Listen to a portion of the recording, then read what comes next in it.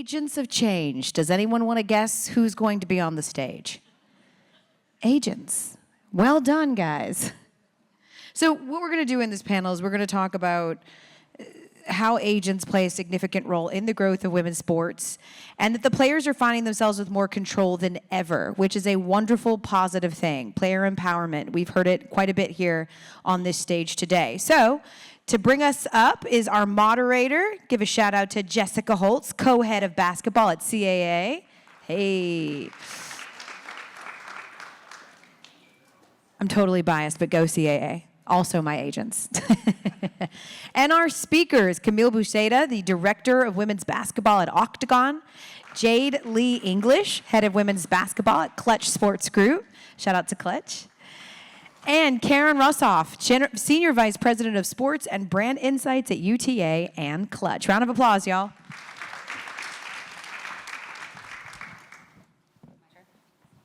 I'll take it from here. Thank you so much. Go CAA.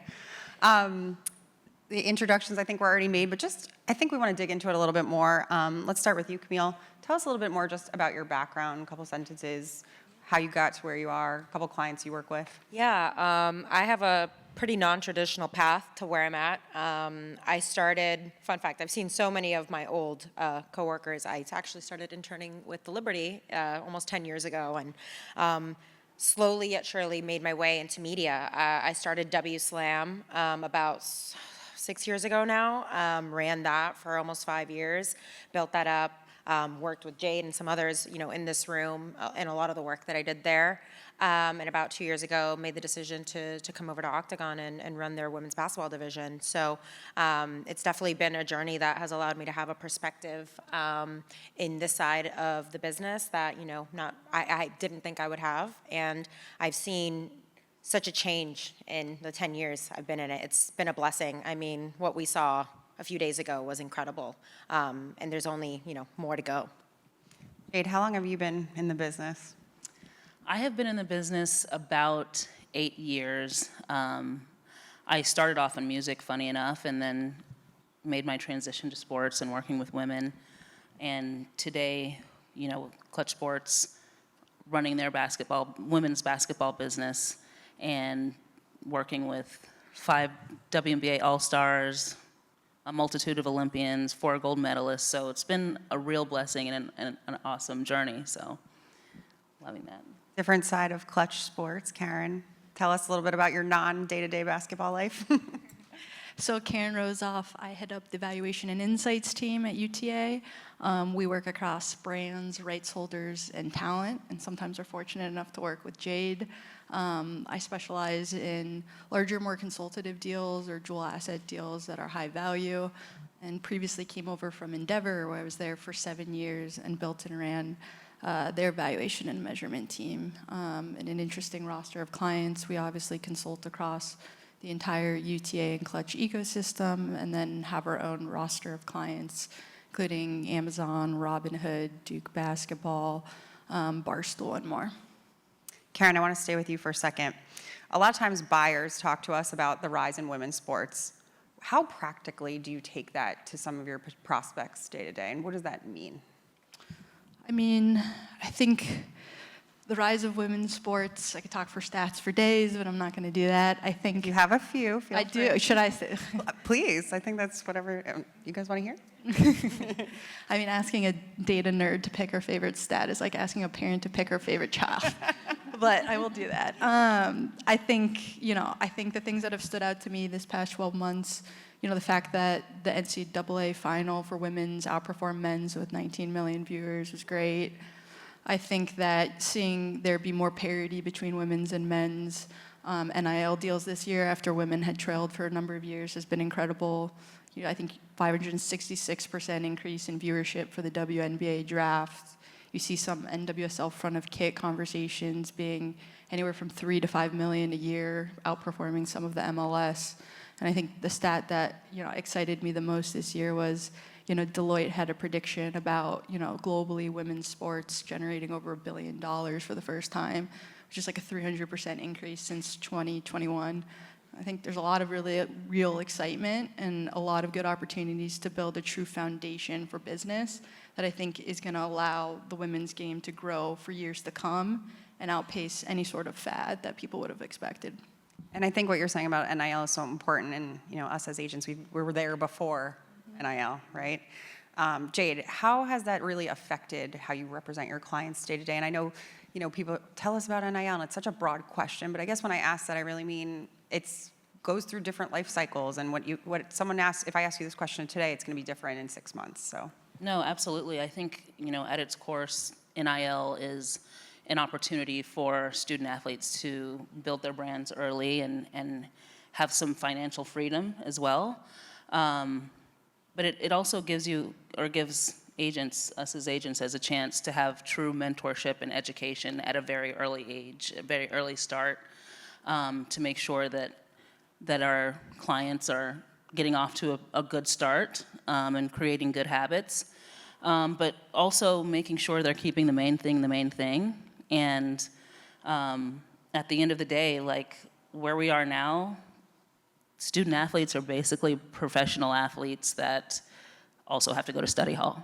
So, I mean, it's really helping them manage that and create good habits and empowering them to really build their brands and be authentic at a very early start. Yeah, Camille, I'd love to hear a little bit more about just some of your favorite NIL experiences and how it's differed, especially you came from the media side. So what are some challenges you faced in navigating the space? Yeah, I think what you mentioned early on is so true. What it was, 3 years ago is a whole different landscape than what it's been, today. What we've seen happen in the last 2 years, I would say, is it's such an opportunity for some of the best players, like you mentioned, to create a brand that now inherently brings fans along with them into the league. It really creates a development of fandom that I think we're going to see studies about this for the next 20 to 30 years because it's completely changed the game for the WNBA and for professional sports across, especially for women.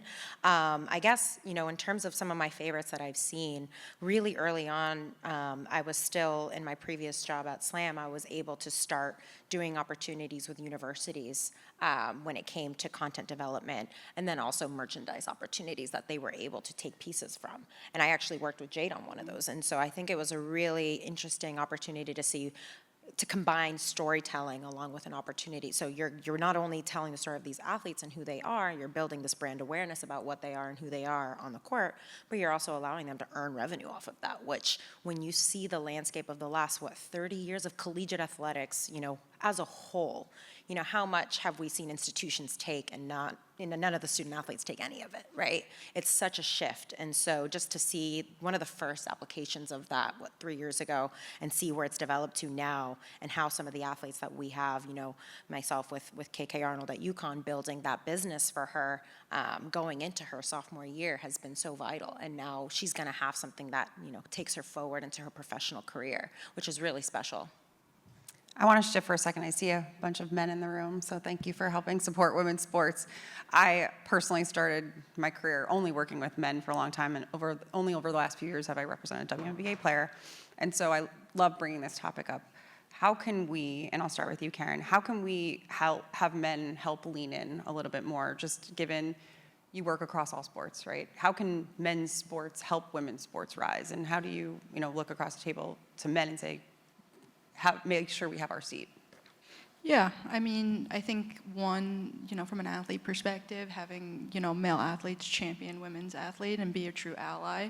They have incredible platforms with incredible reach, and I think we've seen, if you think TV viewership has an impact on how to build a brand and build a future for a league, like imagine if all of these male athletes using their platforms were proponents and socializing what was happening in women's sports, what it could do for the rise of the game. And then I think professionally too. I think about my colleagues that are men and how they want to enter the women's game. And I think I'm really fortunate that a lot of the men that I do work with enter with a lot of gusto, but with a lot of humility too, and understanding they might not know everything, and letting me potentially in certain instances lean in more than I normally would, because I do have that unique voice. And I didn't even need to state that. And I appreciate that sort of partnership in that space. I think that's sort of the way, in my opinion, the path forward to all these things. Jade, you're nodding your head. No, I mean, you Yeah. really just said it all. It's really having true advocates and allies, but who are also authentic in their advocacy, and making sure that they are also educating themselves on what they're saying, and having that humility in their advocacy. I think that it's also important to just have those, true partnerships with, whether it's the men's league or men or whatnot as well, to where they are truly listening and making sure that they're just not talking the talk, they're walking the walk as well. I think you're right. I mean, evolve from just being courtside, just showing up and clapping every now and then just for a WNBA game. We're well beyond that, so I don't know if you had anything to add. No, and I think exactly what you mentioned, Jade, it's about dialogue, right? And true understanding of what the women in this space, need, right? And so being able to, let's say, if X athlete in the NBA has X partnership, how are they talking to those corporate sponsors and saying, what are you also doing for women, right? I think there are ways that you can do this that are beyond the public facing, right? So how can you have that dialogue with the women to understand, hey, these are the holes we're feeling and experiencing, and then apply that when it comes to your own business models and helping advocate in those rooms that, they're in, that ultimately that's the conversation, where the conversation needs to be had. And Caryn, across, the properties and brands that you work with, is this something you feel like you do have to kind of explain and say some of your favorite statistics? Are you seeing people a little bit more open to it? Are they asking for it? What is that process like for you in terms of? I mean, I think the growth in the past 12 months has been unbelievable. There's a lot of times where, groups working with brands have reached out to me and a few people that work on the sports side asking specifically about women's sports, how they can get involved. And I think the thing that is exciting for me is it's not just in a traditional sponsorship kind of way. They want to know how to uniquely enter the space and actually own something and make an impact. And then also conversely on the property side or the rights holder side, for me, there's been a lot of organic growth naturally, because the deal sizes that these people are working on are substantially higher. And so having that sort of third-party validation and strategy from a group like mine has become much more of a need than a want, which is really exciting for me in the progression and the involvement that we can have in the women's game. And now, as talent agents, are you seeing different brands that you can go to? Are you seeing different buyers that you guys can approach? How does that, Jade, I'll start with you. Absolutely. I mean, you would think that in the beauty space would run towards women, but they never did. And now we're actually seeing them want to partner with athletes. I think that's probably one of the biggest things, or one of the biggest takeaways, is seeing brands and categories of companies that would never invest in women are actually wanting to leverage their platforms now and their marketing platforms because of the visibility and because of, women are some of the best storytellers anyway. So I think that's been one of the biggest takeaways for sure. And honestly, just seeing deals that were so much smaller are in 7 figures now, which was never the case. And I think one thing that, and we talked about this a few days ago when I was in my previous job, it's educating the previously male-dominated companies about what women need. Is there a stylist? Is there hair and makeup?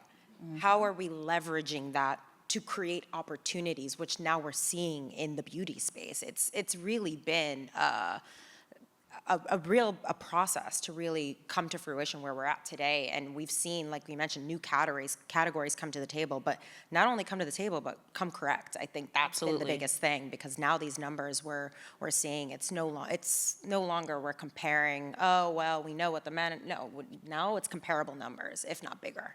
Not to mention making sure like there's diversity on set when you're on set, making sure the glam knows how to do African American hair. Like all of those specific details are things that you don't have to really babysit anymore, which is great, honestly.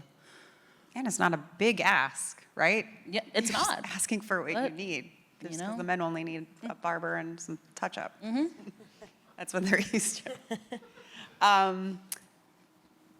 Piggybacking off of that, what are some problems that you think are unique to us as agents of change in women's sports? You know, and for us, agent to me is a synonym for problem solver and solution giver, if you will. And so just in thinking of, you know, a challenge that you overcame for a client, or just that you thought, okay, this might not have happened if I wasn't in women's sports. I don't know if anybody wants to start with that one. I mean, I look at being an agent as almost kind of like being a parent, where literally you can be changing diapers, you can be advocating for them to go to college. Like, there's nothing too big or too small that you're doing when it comes to tasks. Like, you're a glorified assistant. But at the end of the day, you are advocating and empowering. And I would say, like, a task in women's sports, unfortunately, there's so many things that you have to overcome just as an agent. But I mean, I would say just as an agent, you know, getting your player to another team if they're unhappy, or, you know, there's so many things that I can be specific with, but, you know, whether it's working with a brand that is not participating in authentic storytelling and they're not really seeing your client for who they are, you have to call that out, and sometimes you just have to do it yourself. You have to create the marketing or the story or whatnot and actually feed it to them. That's probably one of the biggest things I would say is when it comes to storytelling, making sure that brands know who your client is. That's it. Yeah, I think, and sorry to interrupt you. I think sometimes for me, it's, okay, this is the same problem universal, men or women.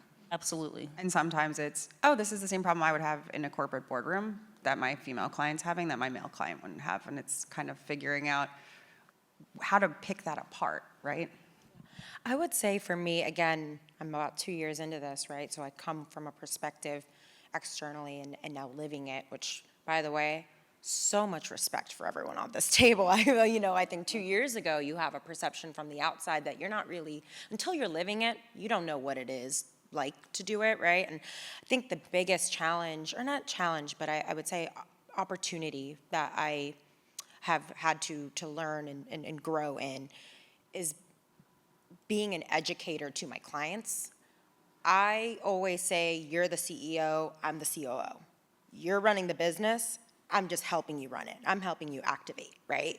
And so I really love to try and challenge myself to find the best ways to educate my clients so that they're making informed decisions, right? It's a collaborative opportunity. No one wants to make a decision for someone. That's not what we're here to do. We're here to help create those opportunities, and we're here to help enact the change and create the businesses that you want, right? So I think the education piece has been something that I've learned myself, and then continue to challenge myself to apply to my clients and help them really grow as businesswomen. That's what they are. They're CEOs, right? And so that's kind of, I don't like saying challenge, but opportunity for growth that I've seen, in the last 2 years.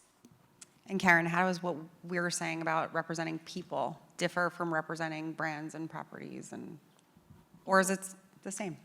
It's slightly different, but I think actually more interestingly and a little bit more relatable is this concept of, this is going to get nerdy, but like evaluation model. You don't have to keep apologizing for being a nerd. We like your nerdy.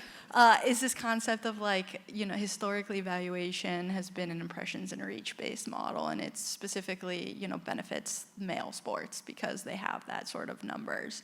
And I was recently challenged by a client that I have in the women's space to actually come back with a wholly new model that leaned into value from a different perspective. And it's this concept that with women's sports, you can get a greater share of voice. You might drive higher brand impact. And you have this like extremely engaged and loyal fan base that actually not only shows up for the players, but for the sponsors as well. And to quantify that and actually prove that and give them that leverage going into this next 12 months where there's going to be potential renegotiations, new deals, and things like that was actually like an incredibly exciting challenge for us, and something that I feel like we came back with something creatively. But for a while, we were just doing the same churn like we would for male sports, and to have that opportunity to do things differently and see how it's going to potentially drive that impact is something that's been incredibly exciting and honestly also educational for me, in that it's never a one-size-fits-all model. What are you looking for most? And I'll just stay on you for a second and come over in those renegotiations, because it's an important topic, obviously, and I'm sure Tari will talk about it more in depth later, but what excites you the most about that opportunity? I mean, I think, with these new broadcast agreements and with the rise in sports, you heard me rattle off like a bunch of growth quotes, right? Like, I think, and I've even talked to Jade about this, like how exciting that like so many of these new deals that are being brokered are actually breaking the ceiling and setting the new bar. And it's so incredibly hard to do. And you guys are doing it like day in and day out. And it's, being able to negotiate that is no easy task. So it's been really inspiring and exciting to see that, and then also potentially provide ammunition in those negotiations. Because that is what we do. Like, we sit side saddle with these women and these people negotiating these deals, and it's incredibly fulfilling to be, a small part in that process. I'll say one part that kind of something that goes into that too is being able to like go to a brand and they ask, oh, what is it going to cost for this or whatever, and being able to go high and then accepting it. Literally. Yeah, the best part. Yeah. Yes? Okay. I would say too, we're at a point where brands, they can no longer undervalue women's basketball, women's sports. Like, that's done. Those days are over. I think the proof is in the pudding. The numbers we've seen, right, in terms of viewership, in terms of valuations, in terms of overall growth. There is no longer a time where anyone at the other side of the table can undervalue what the women's athletes we bring to the table are going to bring and add to their brand. So I think we're in a whole new world. It's really, been in this side. It's so interesting to see. I've been in this side for 2 years, but I've been on the other side for 7 or 8, and just seeing a shift. I was at Westchester County Center, those games not too long ago. We were just in a whole new era. And I'll stay with you for a second, Camille. What does excite you the most? Is it being able to do those new brand partnerships? Is it being able to see bigger contracts? Is it all of the above? Is it more people watching? There's a lot. What excites you the most? Yeah, I really think it's the new contracts. So many, I have a few athletes, right? I've got about 6 clients. So many of them just want to play basketball, but unfortunately, they still can't, right? Because what they're earning on the court does not allow them that opportunity. So they've got to do the ands. They've got to do the marketing. They've got to be overseas. They've got, there are other areas where they have to earn. So now with this new media rights deal, which I'm excited for some renegotiation years in the next 12 months. I know everyone here is as well as the Players Association, right? There's such an opportunity now where some of these athletes no longer have to do the ands. And listen, if they want to, that's great. But if you don't want to, you might not have to. And so to me, it's the contracts, it's those opportunities for these women to be able to build their businesses the way they want to and have control in it, as opposed to being forced to do some of the other things that maybe are not what they see for themselves. So I think that's really what excites me. I was going to say, Jade, do you think that overseas basketball landscape will change too? Definitely. I think, the athletes having an opportunity to actually stay home and have visibility here and have the actual opportunity to build their brands instead of going overseas and disappearing and then come back and literally playing basketball year round, giving their body a little rest as well. I think that's also very important.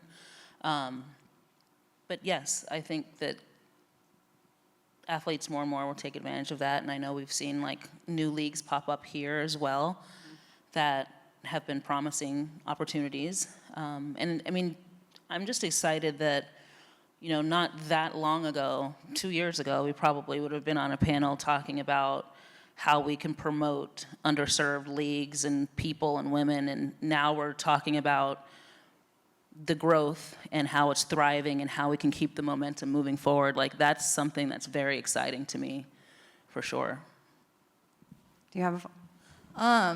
Yeah, I mean, it's all really exciting. I can't quite explain why, but I feel like we're at this like precipice or like this tipping point, and it's just going to be so exciting to see how things progress. And then for me, it's also been an opportunity to work on all these like really interesting projects. I think, you know, you talk about emerging leagues, like we had a great partnership with Unrivaled and got to build their whole go-to-market commercial strategy. And so, yes, working at WNBA and NWSL is exciting, but it's not just limited to that. Like, there's so many opportunities for someone like me out there right now, and I think to see that only grow and develop is, you know, been really exciting for me. I think we're just about out of time. Thank you, ladies, for all the important work you're doing every single day in the trenches, championing women's sports. And I know I'm lucky to be on a stage with such important voices like you, so thank you. I actually have a question for you, Jessica. I don't know if I'm ready. As a woman who has worked with men mostly, how was it for you to transition into working on the WNBA? And what has been the best thing that's been most exciting and that's been the most disappointing? I do like this question because I would say I came in with all this energy. I'm like, I got it. I'm going to bring all this NBA energy over and we're going to change the world. And then I started learning and I was like, oh, Yeah. this is different. And so it was a learning process to me to understand where I could push, where I couldn't push, what things were institutional, what things were part of the CBA, what things were marketing issues. And so it was a huge learning curve for me in the very beginning to understand a lot of my NBA clients were on the same exact type of deal as my WNBA client, same stature in the league, and they made the same amount in one game that she made in the whole year. And so understanding how even she makes decisions differently than the men make decisions, it was a lot, but I think you ladies brought out so many amazing points today to like, things are changing and I'm able to help be part of that change. And now I finally am seeing some more momentum where at first I was like, am I just running into a brick wall and thinking that I'm gonna come in here and have some fresh ideas? Like it would have changed earlier if there was some easy headway, but I think because the money is starting to flow in the right direction, I think people are paying more attention. I'm excited to be part of that. Awesome. Thank you, everybody. It was great.